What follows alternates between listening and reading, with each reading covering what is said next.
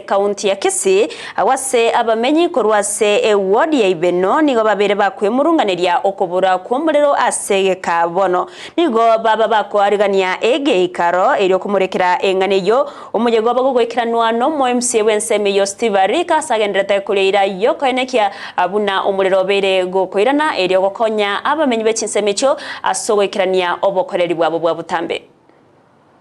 Leo ni siku ya Kenya Power.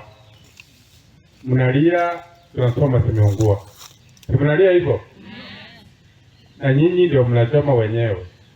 Leo ndio tumekuja tujue hii ugonjwa na itapona namna gani. Karibu hivyo. Nakia kogera mtu wa bodaboda ako hapa, wao ndio wanapita usiku akiangalia mtu akigusa transformer atuambie. Kuna community, kuna chief, na sisi sote tushirikiane. Ni jambo la aibu transformer 5 kijiji moja kuungua.